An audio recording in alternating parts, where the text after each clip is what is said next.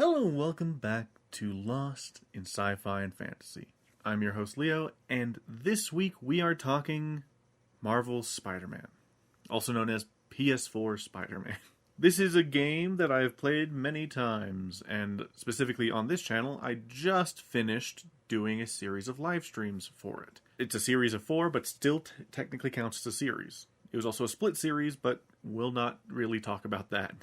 Well, actually we will, as it's technically kind of part of the my history with it thing. So I didn't play the game until way after it came out. And when I was initially playing it on PS4, it had a bunch of bugs and issues, and we'll probably talk about that a bit when it comes to like graphics and gameplay experience and whatnot down the line. It didn't initially pique my interest all that much because, well, I was a little bit apprehensive at first because, you know, they've tried to make a lot of Spider-Man games, and not all the time does it work out very well. For example, you know, after the absolute classic that was Spider-Man 2, way back on like the PS2 and the GameCube and whatnot, a lot of games had trouble reaching that peak, or at least not. They had a lot of trouble hitting a lot of the same beats and getting as much acclaim as that game was able to get. But this game, for all intents and purposes, seemed to be able to do that. It had the kind of realistic swinging that people were hoping for. It wasn't quite as refined as the original games, but it was at least trying to do something similar. And, you know, the swinging was good. And that's the main thing I wanted from a Spider-Man game. Then it was also like, oh, you know, it's like Batman combat, so there's that. And I like the Batman combat. It still took me a while to actually get the game and play it. But once I did, I enjoyed it. I liked it, and I played through the entire thing, and I platinumed it. Though I did avoid the DLC, because the DLC didn't seem to really pique my interest at the time, and I didn't really have means to buy the DLC at the time. So I was just like, I'll get to it when I get to it sometime down the line. Well, that sometime came when Spider-Man Miles Morales came out. It came packaged with the Spider-Man Remastered, which had all the DLC included. And since I platinumed the PS4 version, I figured I need to platinum the PS5 version, so I went through, played through the PS5 version, platinumed it, and then I played through the DLC. And I found the DLC story to be okay. Again, we'll discuss it more when we actually get through like the story portion. But yeah, overall, I found it fine. But I really enjoyed Spider-Man Miles Morales, and then recently Spider-Man 2 came out, and I figured, you know what? Before Spider-Man 2 comes out, I should stream Spider-Man 1 and Miles Morales in preparation. And then initially I was planning on streaming Spider-Man 2 along with, like, once it came out, you know, it was going to be like my first experience with Spider-Man 2, etc. Huzzah, and whatnot. But that did not happen at all. Because just as I was beginning the Spider-Man streams, I was able to do 2 of them when I ended up getting a job that took me, well, away from home for a period of about a month in October, and that was leading up straight to Spider-Man 2. So my plan was, while I was working, I would take my PS5 with me, and in the hotel, while I was working, or, you know, after I was done working for the day and I was resting in the hotel, I'd do my live streams from the hotel, because the hotel came with free internet, a TV, so I was like, this should be fine. It was not fine. The first stream I attempted using their Wi-Fi, like, failed spectacularly. Yeah, the stream, my PS5 was telling me that the stream was fine, but on my phone it was freezing up and wasn't really going. And I thought, oh, maybe it's just my phone, you know, too many devices kind of thing. Once I ended the stream and went to look at the playback, it was only about 15 minutes, something like that long, before the stream just straight up died. And I was devastated, because I had played about an hour's worth of the game. So, I was like, okay, think of backup plans. What could I do for a backup plan? My first backup plan was, well, maybe it's that the Wi-Fi was weak.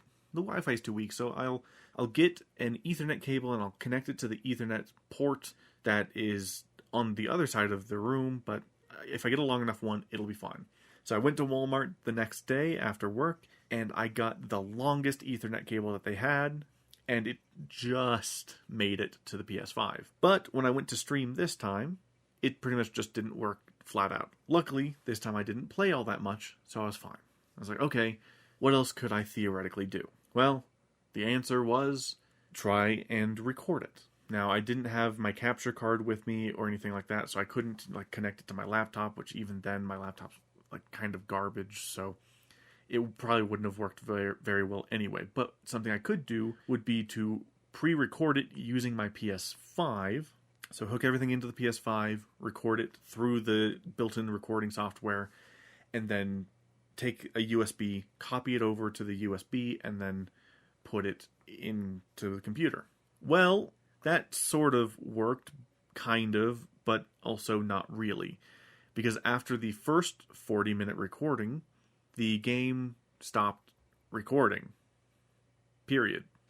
It started giving me a warning and whatnot, and then I was like, okay, I'll stop, and then I'll start again, but it just kept warning me, and it failed. So I ended up losing about another hour and a half to 2 hours of progress. So I had to come to the sad conclusion that I was going to have to restart everything. So before I could continue actually doing the streams when I finally did come back home, I would have to restart the game, get back to where I was, and then once I finally caught back up, I'd be able to continue the streams. And yeah, it took me a lot of time to get over the general kind of depression that had, because pretty much all of my streaming plans that I had were gone like that. It sucked. But we move on, and we continue. This past week, I streamed it 2 more times and finished the game after I had caught back up, and everything so far, so good. The next game I'll be streaming will be Mafia, finishing it off, finally. And then we'll be smoothly trying to do some Dark Souls, and maybe streaming Final Fantasy VII Remake in preparation for Rebirth. So yeah, exciting times. We'll see what happens there. But with that out of the way, what's up with Spider-Man? What's going on? The story. We are following a kind of veteran Spider-Man who has been doing this for at least 5 years. He has fought and bagged many a villain. The main ones that he has bagged to date are the Vulture, the Shocker, Electro, the Lizard. He has at least fought at some point. He has also fought Sandman. Who else was there? I have the main 3. Who else? Rhino and Scorpion. Yeah, so those are kind of the big 5. And he, when we meet him, has also been trying his damnedest to take down Fisk. But as you might know of the character, Fisk is a bit of a tricky nut to crack, because he, one, bribes the police constantly. He is just a really good criminal and general businessman and whatnot. We follow him as he's getting the news that it's time to take down Fisk. The police have set up their operation. They're going to take him in, but they're running into some issues, obviously, as he has holed himself up in Fisk Tower, so Spider-Man must come to break him out. You get interrupted along the way, trying to solve some minor issues with Fisk goons attacking police. That's used mostly as a tutorial. In fact, this entire section is used as a tutorial, but as a broader thing, technically the entire game is used as a tutorial, and the tutorials are unskippable. It's very annoying, but what are we going to do? You can't do anything. You have to skip. You can't skip them. You have to just do them. But, yeah. Anywho, you work your way through. You get to Fisk Tower. You go up. You find out that some of the police that are going to take him down are obviously on the take. You fight them. You fight Fisk, and you take Fisk down. But Fisk, as he's being hauled away, gives a warning that because of him going away, someone much worse will almost certainly come to try to fill the void. He's been keeping entities at bay, and with him gone, they will all come crashing in to take up the void of power. And with that, ominous undertones set, we move on. So we follow Pete as he's starting to kind of get back into the swing of his daily life. His job, his lack of girlfriend, because him and MJ at this point have broken up, and generally fighting some crimes. This is where a lot of the tutorial stuff comes in. There's the towers that you're supposed to get. There's the, a lot of the side quests and collectibles and whatnot. This is where they're introduced. Then there starts to be some rumblings after we are introduced to Peter's job. His job being, he's a scientist. He's working with Dr. Octavius on like a prosthetic bionic limb system with hopes of like helping veterans or whoever needs them to get, not, it's not a perfect replacement, but it's close enough kind of thing, that proper robotic arm kind of thing. But, they're running into some funding issues, and Norman Osborn, who in this universe is the mayor of New York, has cut the funding and is pretty much trying to take everything away. As this is going on, there are some rumblings of new people emerging, the demons. And there's also, because, there's Mary Jane is like trying to do some investigative journalism, and she goes to investigate an auction. Not an auction. No, it is an auction. It's an auction / museum thing. I think all the pieces are up for auction, and the stuff is supposed to go to charity and whatnot. It's like an estate sale because Fisk was captured. Yay. Yeah, it's going through Fisk's collection, and she ends up finding the files for Devil's Breath, and this is where the demons are introduced. And the demons are this new group that appear out of nowhere, and they seem to have some like powers being used, but it's kind of hard to pin down, at least at this point in the game. So as you're going through investigating the demons and Devil's Breath and whatnot, we learn kind of where the stuff comes from. It came from Oscorp. It was meant to be a cure, potentially for all diseases. The positives are that it has consistent results, but those results are that it kills everything all the time in its current form, and it could be used to cause a plague. And that's where we end up learning that the demon's plan is to release that. But first, before that, they bomb a campaign rally / award ceremony for Norman Osborn. Now, at this rally is Officer Jefferson Davis. Officer Jefferson Davis met Spider-Man trying to investigate some of the demon's movements, and ended up actually helping Spider-Man save a train and whatnot / a truck. But anyway, he is getting rewarded for helping this bust of some of the demons when it gets attacked by the demons, and an explosion goes off, and he tries to shield everyone else from the explosion with himself, but it still causes massive damage. Oh, and I don't know if I mentioned, but Jefferson Davis is the father of Miles Morales, etc. In fact, this is the point, I think the first point where we play as Miles, as we follow him through the attack site, trying to find his dad. But yeah, so that's kind of where we start playing as Miles, because it is nice that this game does have multiple like perspectives. You play as Peter most of the time, but you also play as Mary Jane and Miles during certain, mostly stealth sections in the games.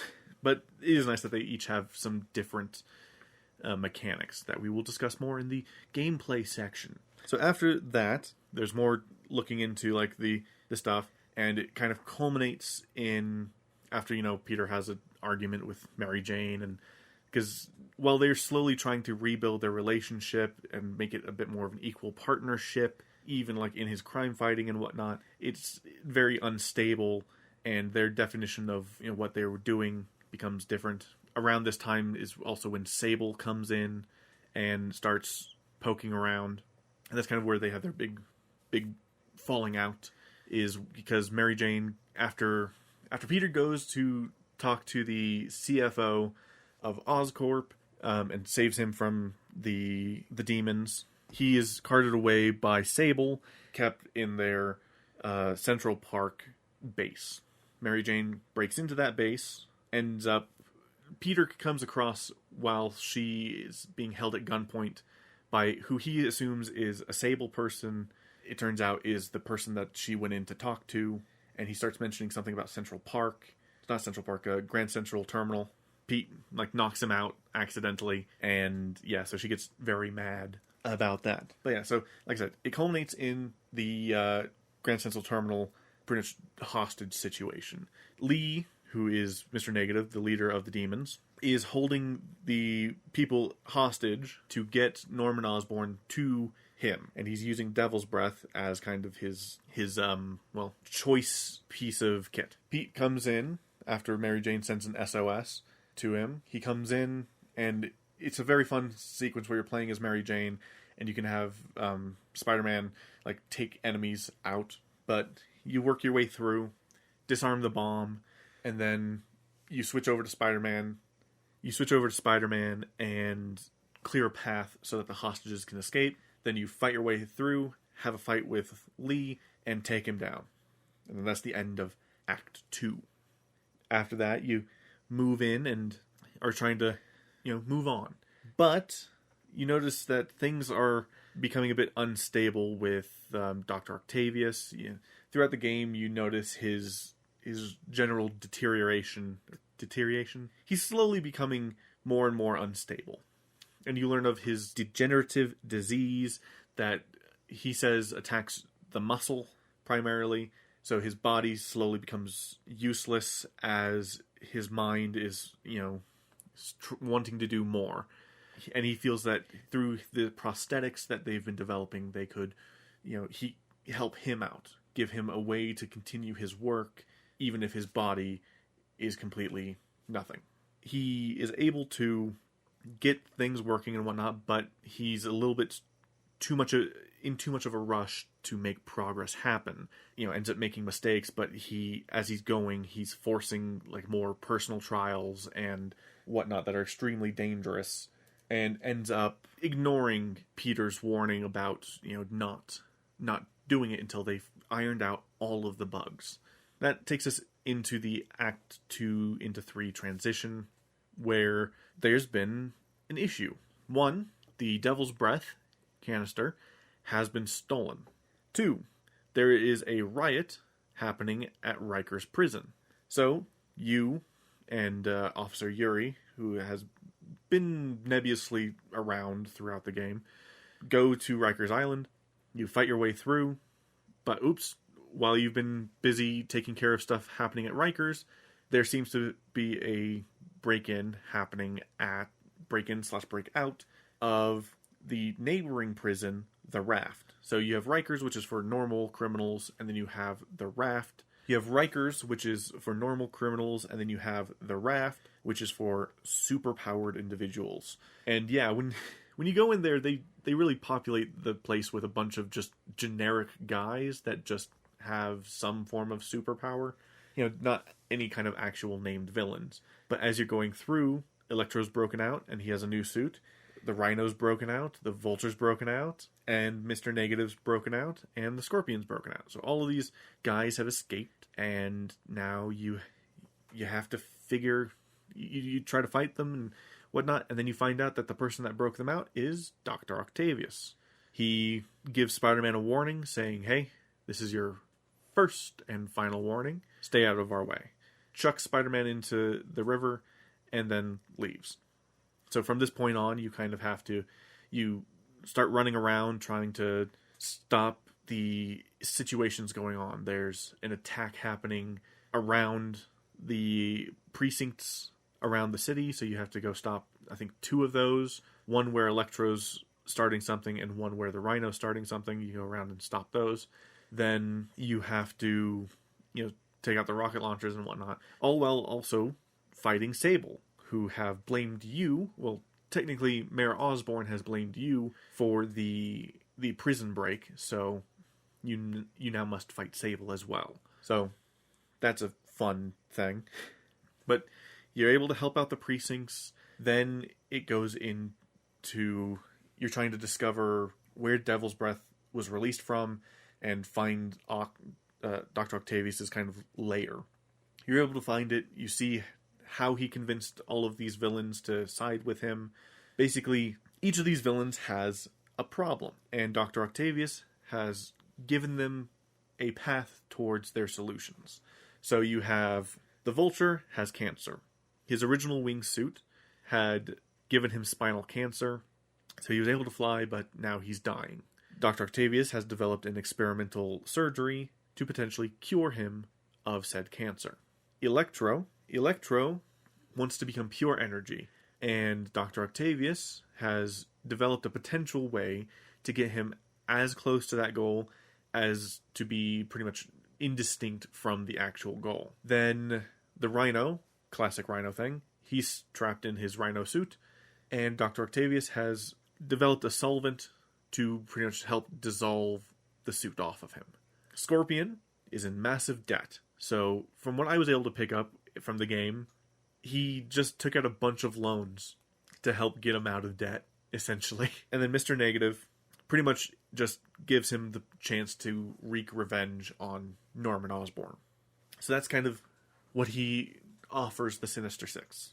And he is, of course, the sixth one who also wants revenge on Norman Osborn, but also wants to be able to do his job, essentially. You know, science-y stuff.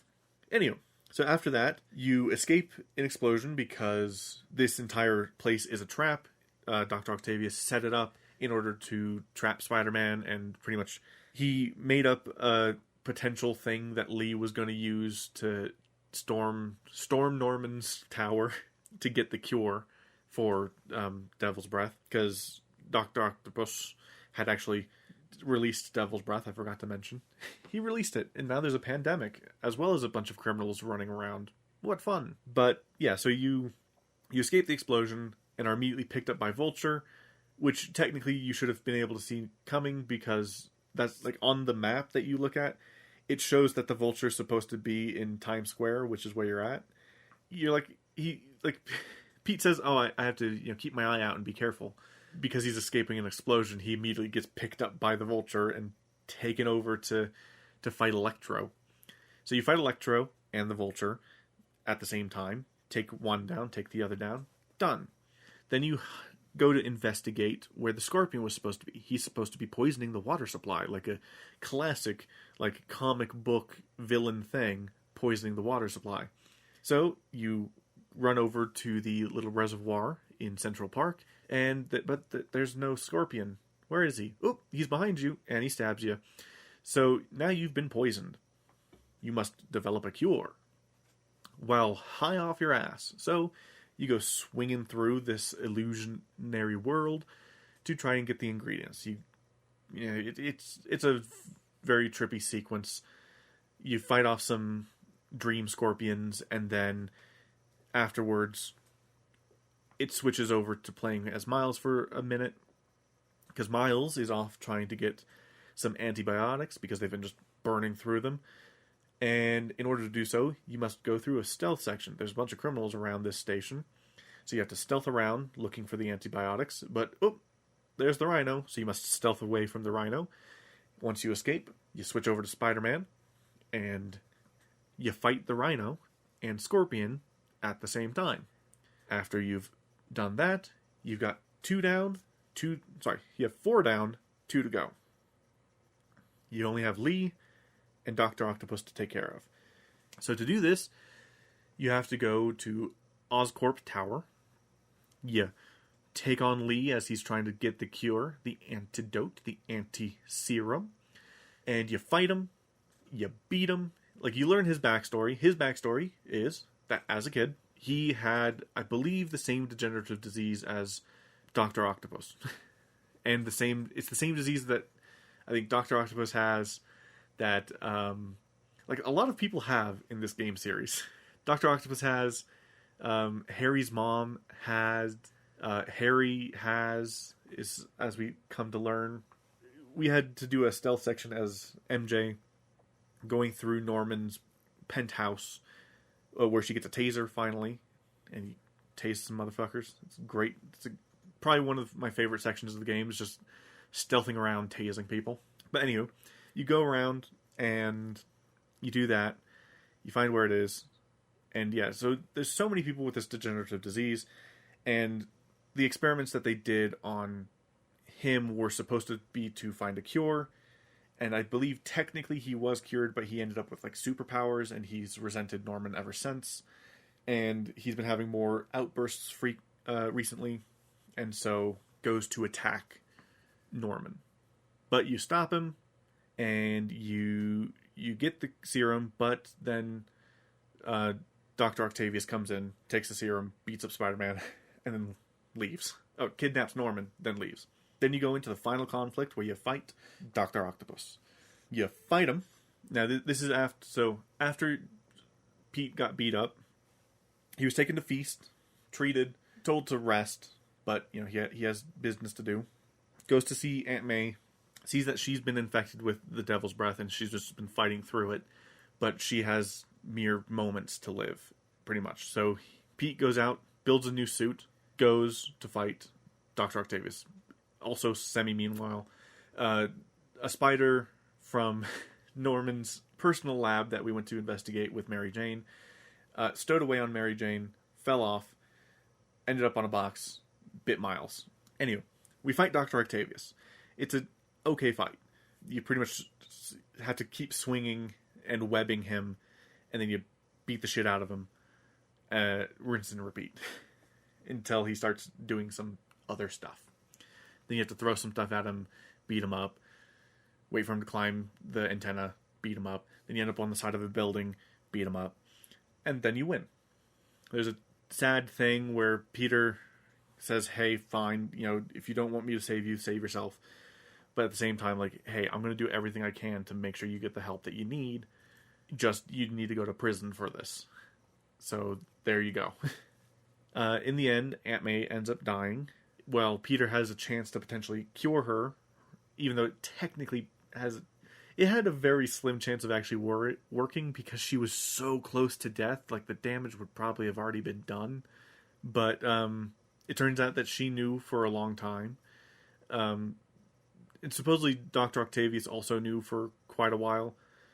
And that's what really pissed Peter off, is that he knew that Peter was Spider-Man, and yet he still did all of this. And then the game ends. Peter and MJ are together again. Miles shows that he has powers, and then a tease for the second game where we see that in this Norman's personal lab is Harry, and he's like very obviously with the symbiote and hints towards Venom. And there we go. That's the game. What a game. So, overall, I like the story decently. I mean, it can be quite depressing at times, especially when you see just how many people get straight up murdered at times. Like, the game kind of brushes it off, but if you sit there and think about it for a bit, you're like, damn, they really just straight up murdered that person. Is that person just fucking dead? Probably. Damn. Like, random NPC. Fucking dead. And I'm like, shit. Wow. Something I will say as a thing that flies constantly throughout this series, but wow, they keep pulling it. It's one of my biggest pet peeves when I'm reading something where they keep throwing up fucking death flags left, right, and center, and then almost die, but never actually die. It gets a bit annoying because like, are they gonna die? The worst example that I had of this was the Aftermath books by Chuck Wendig, where the main character's mom is pretty much throwing up flags that she's going to die, and in fact, for a few like pages at least in each book, or at least a couple of books, it seems that she has died. And then she just comes back, and she's like, yeah, no, I'm fine. Turns out this TIE fighter, the things that don't have ejector seats, had an ejector seat. Like, what? Yeah, it was a bit annoying. Like, at least with, say, the newest Godzilla movie, Godzilla -1, like, they're heavily, like, they pretty much use the same thing where they're like, hey, there's no ejector seats in the planes. They obviously didn't care about the people. But this experimental plane that never actually took off or anything, it has an ejector seat, it turns out. And while it's kind of used as a whoa thing, it's like, yeah, I mean, there's a good chance that at least during the trials, good test pilots are kind of hard to come by. You're going to want to have an ejector seat in it at least during the testing stages. But even then, they might have had a slight change of heart for some of these planes. Who knows?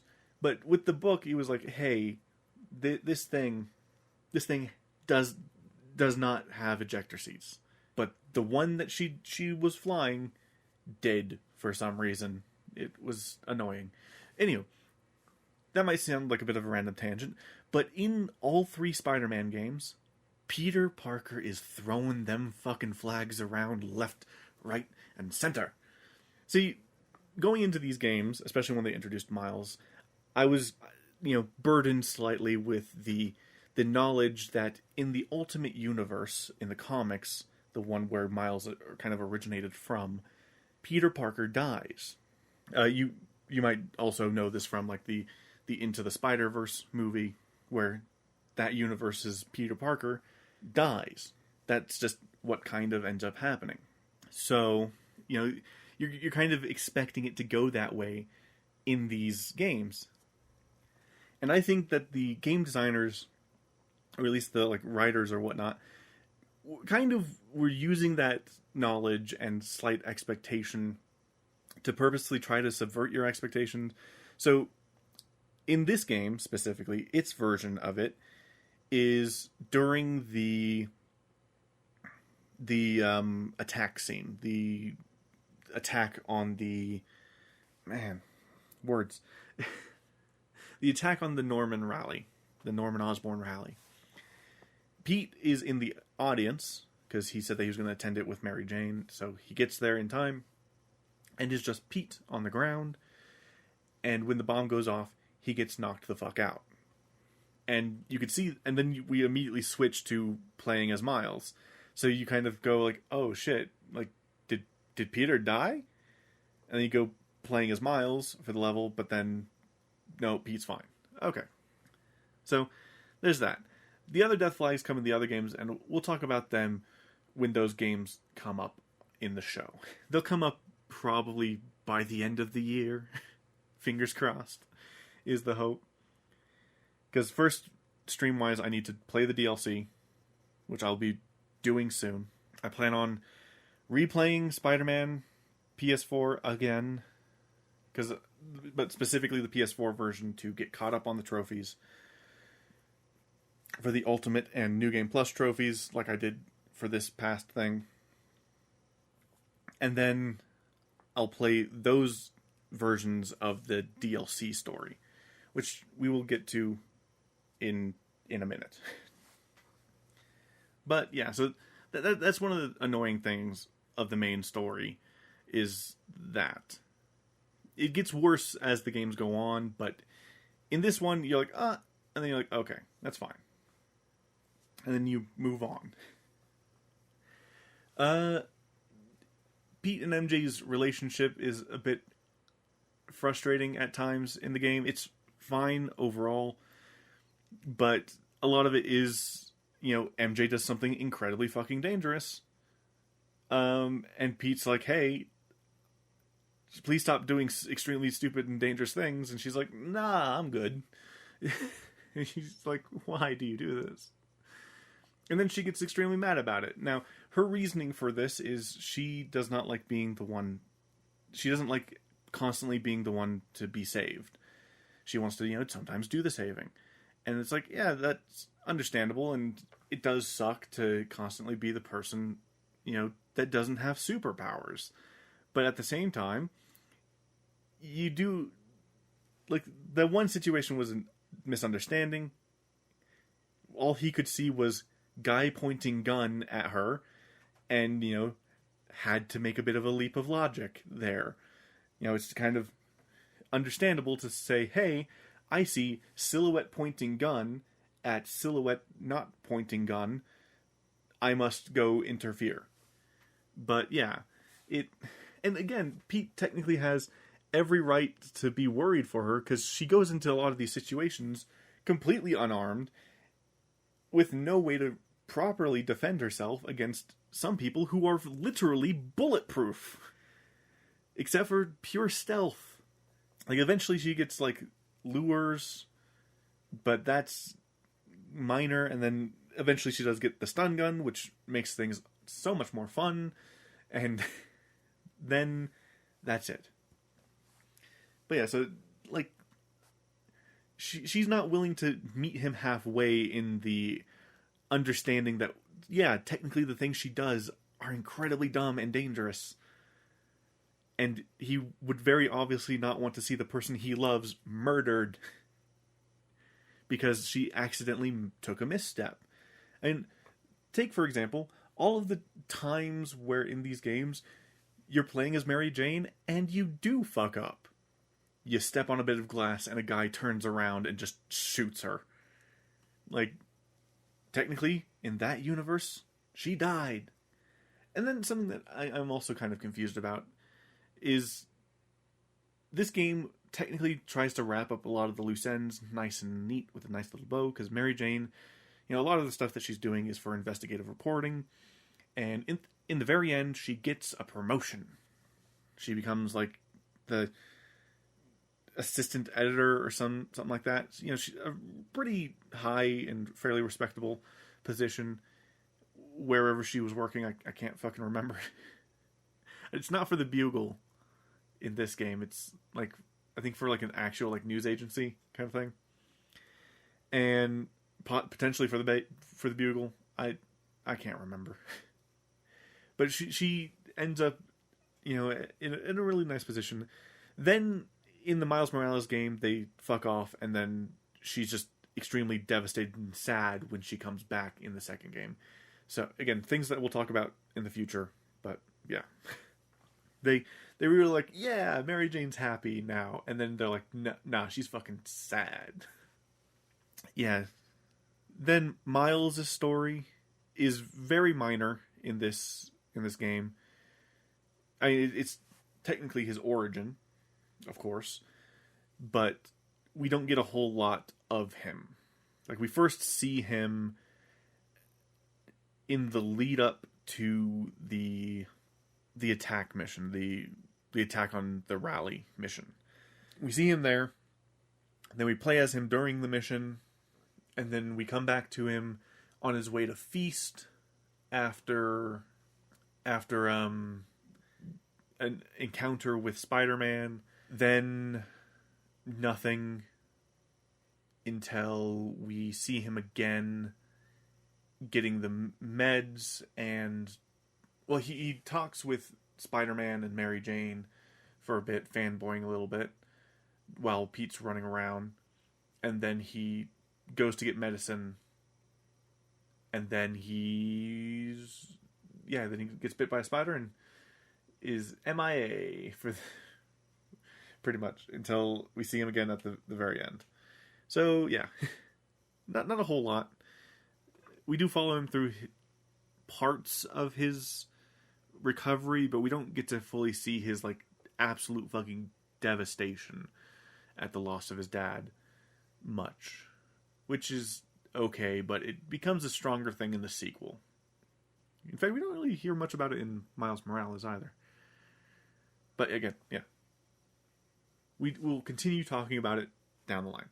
So let's talk the DLC real quick. We're not going to talk about it much because I've only played the DLC once. I'll be playing it again on stream probably in a month or two after I've kind of cooled down from playing Spider-Man Remastered on Ultimate Difficulty and then ramp up to play it on Ultimate Difficulty again to get those, like, 2 annoying trophies for that before we go into the thing proper and start playing the DLC, technically for the first time on that version of the game.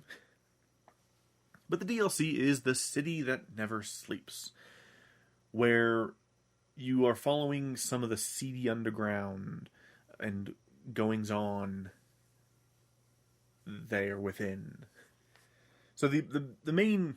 So it's an overarching plot as you're trying to figure out what's kind of going on with these characters who are,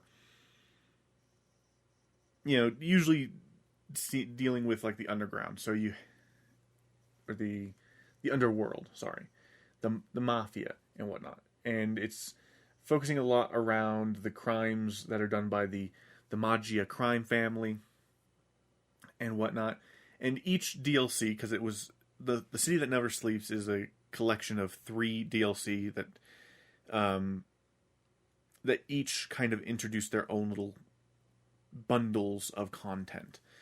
So one of the big things that's introduced in this is the Screwball missions, which are like the Taskmaster missions, but annoying, because I'm not a big fan of the character Screwball, to be honest, and the missions that specifically revolve around that aren't all that great, and it kind of ends a bit flat. It's meh. But each DLC introduces more Screwball missions, and of course everything kind of comes to a head in the third one.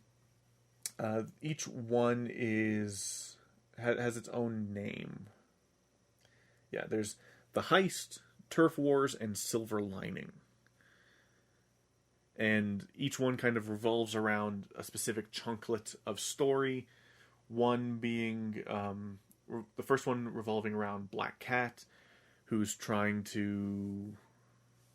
Yeah, so it revolves around Black Cat, who's trying to steal a bunch of USB drives, and one of them is part of Hammerhead, or I believe he's the head of the Maggia family. And he betrays, or she betrays him and Spider-Man in order to get the drive. And that's pretty much the small bit there. And there's a whole thing with her claiming to have a son, and it may or may not be Peter's ? But she's lying just to kind of pull Pete along and try to get him to help. In Turf War, this one is kind of following more Yuri, as you're trying to help her out with, help her out on trying to take down the Maggia crime family. But it slowly but surely becomes a bit more of a vendetta project for Yuri, and she's starting to take more and more risks as things go on, especially after the Maggia end up killing one of the people that she was kind of close to, who had like a family and whatnot, and she goes to take revenge and kind of disappears. Then we have Silver Lining, where we have Silver Sable, or Silver Sablova, I think her name is. Sablanova. She's the leader of the Corps. And this is like continuing to hunt down Hammerhead and the Maggia crime family. He ends up in a fucking mech suit, and you fight him in said mech suit. And you take him down. It's a very silly thing. You fight him on he's in a mech suit, and then you fight him on a boat. It's a very silly thing. But yeah, the story's okay. It kind of sets up some more stuff for Yuri and whatnot, but she kind of leaves. She exits the story, and then we don't see her again until Spider-Man 2. And specifically, if you only do some like side missions too, keep that in mind. Because literally, I didn't see her in the main story of the game at all. It's when I did one side mission that was kind of, I was like, it's a bit close, so I'll go do this first. And I went to do it, and I was like, oh wow, Yuri. And then she like calls me later and is like, hey, we could continue working to take down these people together. But I never continued that side quest as of yet, so I have no clue where the fuck that goes. But yeah, overall, the DLC story was fine. I know that Miles Morales was originally going to be another DLC set, but they were like, well, let's just make this a full game. Well, quote-unquote, full game. It's smaller, but it still counts, technically. But yeah, it's good. It's alright. I have my issues with it, like the fact that I get why it's broken up like that, because they were released as 3 separate DLC, and the little content pack bits. It just gives you more busy work, and to get all of the trophies and whatnot is just a bit tedious, to be honest. Because it pretty much takes the issues I have with the main game and condenses it. Because the main game, as you're playing it, it's fine. You know, especially when you're not rushing through the game like I tend to do. The constant adding of more stuff to do gets a little bit annoying, personally. Because, you know, especially at the beginning of the game, it's just throwing more things at you. It's like, hey, go fucking get this backpack. Now you can collect all these backpacks. Hey, there's these towers that you need to activate. Go activate the towers. Hey, by the way, there's also like 1 billion crimes that you need to solve. So do that. And also, guess what? In order to unlock everything, you technically have to get perfects on like most, if not all of them, in order to get all the tokens you need. Oh, also, by the way, there's this over here you need to get, and then there's that over here you need to get. And some of the collectibles aren't unlocked until you do some side quests. So it gets a little bit annoying at times. It's not the worst, but it gets a bit annoying. But then take that issue and condense it down into happening 3 times, because each DLC has to be like, okay, go do the first of the screwball missions so that you can go do a few of those around in this DLC. Go do some of the Maggia family crimes so that or do the first of this so that you can be introduced to this again. And so it's, you know, missions are taken up by reintroducing these things, and it gets a bit annoying. Yeah, so now we can start talking about things like gameplay and stuff. Ain't that fun? We already talked a little bit about the whole like condensing thing, so I won't go much into that, but let's talk rushing. So all of the Spider-Man games, I believe, have this issue, where it is very difficult to properly rush through the game.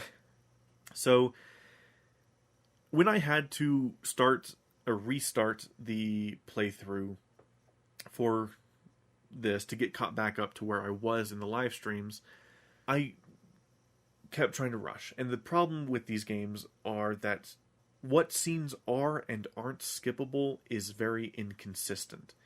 A scene that you might think is skippable won't be.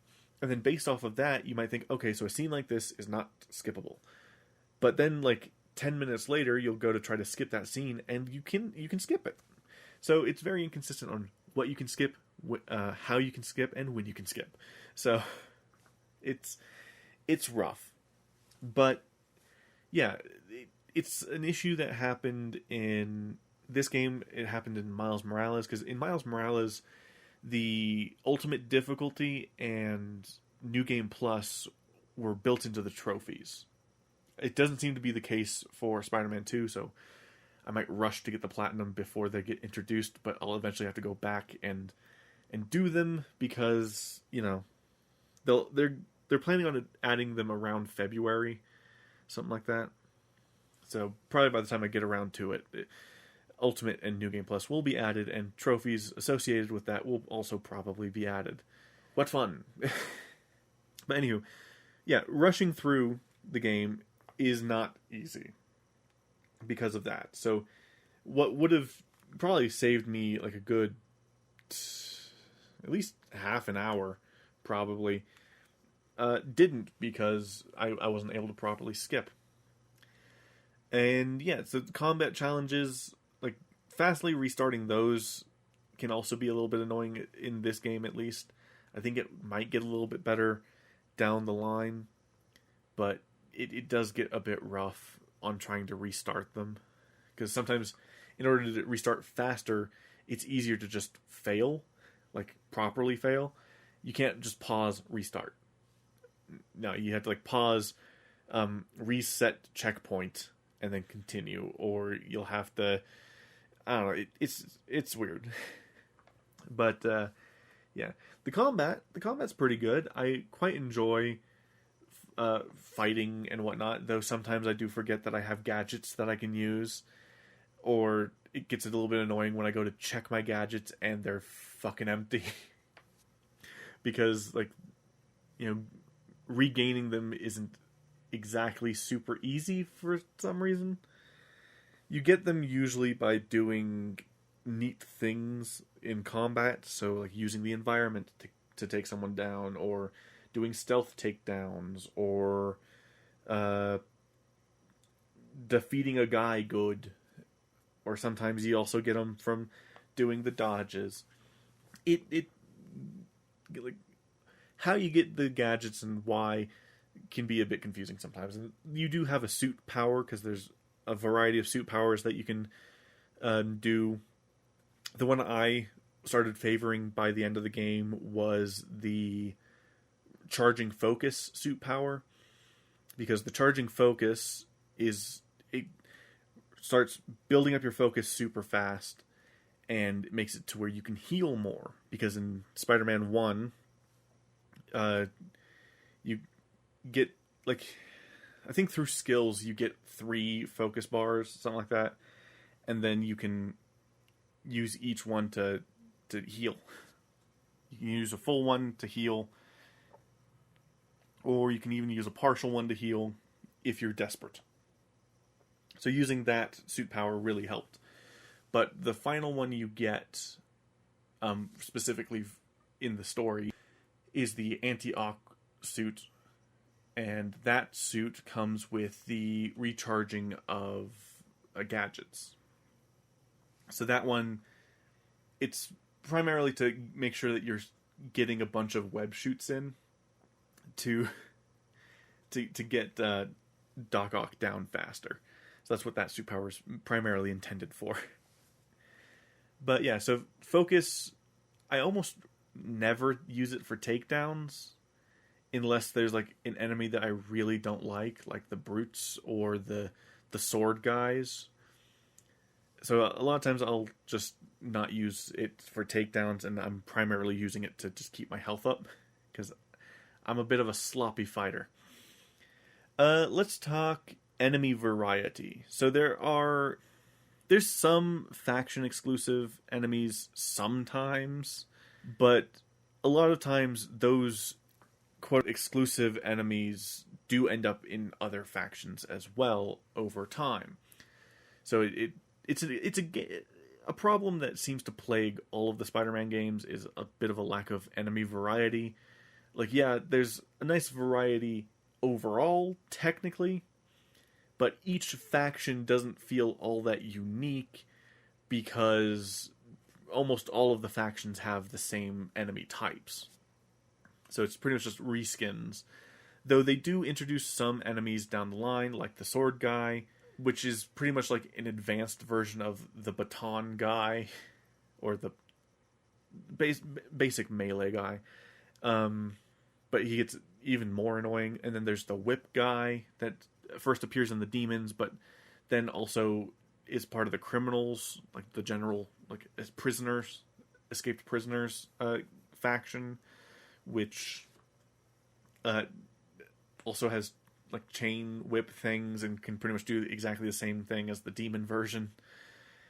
It's like, again, I just wish that it's something that I pointed out in this while I was doing the streams, is like in later games like Spider-Man 2, for example, there's enemy types that definitely should be locked to certain factions, because it makes sense for those factions to have that enemy type, but it doesn't make a whole lot of sense for some of the other ones to also have that enemy type that does almost exactly the same thing as the other one.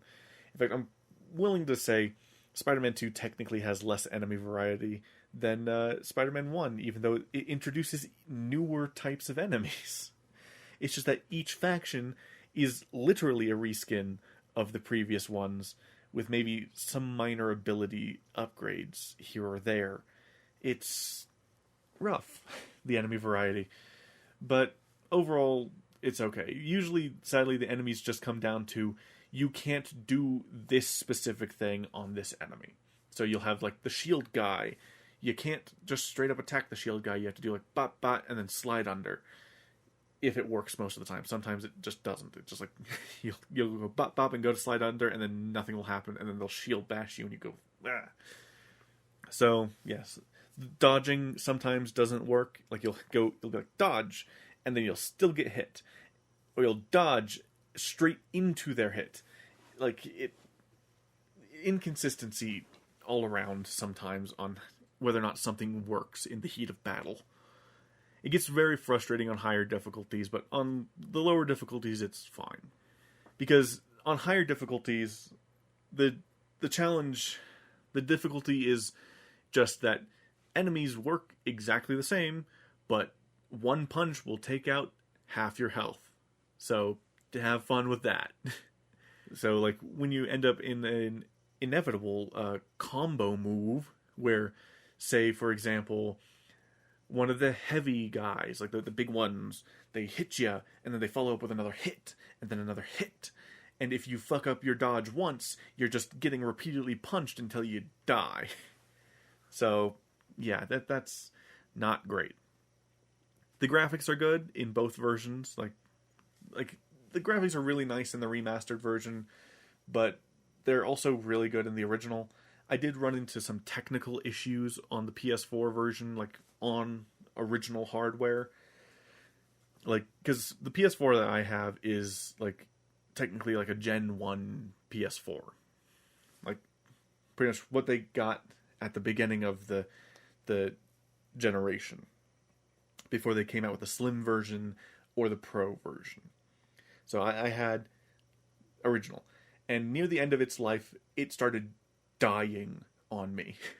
And some of the initial signs of it dying started in Spider-Man, to be honest, for me. Where during one scene, the game just crashed. Like, there was an audio desync issue, and then like models weren't loading in, and then the game just kind of crashed on me. It was rough. But eventually I was able to fix it and then get through it. It was just like a minor bug, but it was the beginning of a lot of the troubles that I started experiencing with my original PS4, because like it was around that time that it started having a crashing issue where my PS4 would completely crash and then like start wiping all the data off of it, and I would end up losing hours of gameplay.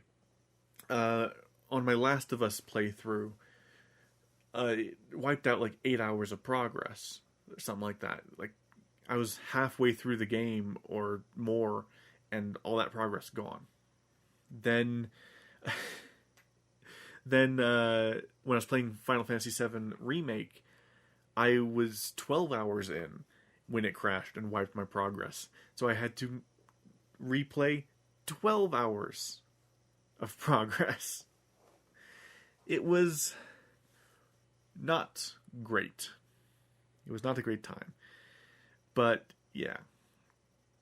Like, some of my cloud saves would come back, but I would still lose large chunks of progress. It was devastating. But that's kind of beside the point.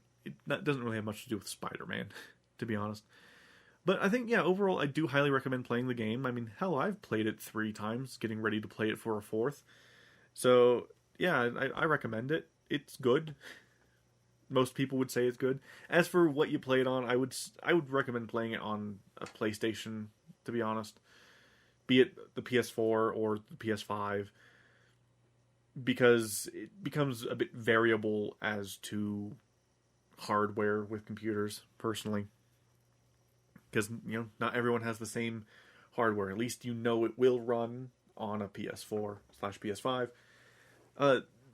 Remastered versus the original version, I guess, I don't know if you can buy the remastered version, actually. I think they officially released it. I know that technically that version is what they released on PC. So I think they did officially release it, so I guess go for the remastered version if you can get it. But yeah, overall, it's a good game. I've platinumed it twice, so it's definitely a fun platinum, though it can be a bit tedious, especially this game. Trying to get all the crimes is super annoying because you have to like swing around constantly, waiting for the crime to show up in the area, and you have to pretty much just keep like scanning to see if the crime will pop up while swinging around. And you're constantly scanning, hoping for the crime to come up while swinging around in a circle. It's rough, but yeah. I think with that said, though, we will call it there for today. If you guys liked this episode, feel free to give it a like, comment, and subscribe on YouTube, if you're listening to it on YouTube, or if you're listening to it on any podcast catcher of your choice, then feel free to share it around, share it with your family, friends, whoever. Spread the love, and review it if you'd like. And with that, I think that's it. Next week, fingers crossed, I'm gonna try to talk about Final Fantasy VII. It's gonna be a thing, hopefully. So look forward to that. I'm setting it in stone, and I'm gonna try to finish the final boss this week, and then we'll talk about it, and it'll be a good time. Me trying to remember the story of Final Fantasy VII. Anyway, once again, thank you guys so much for listening. I will talk to you guys next time. Goodbye.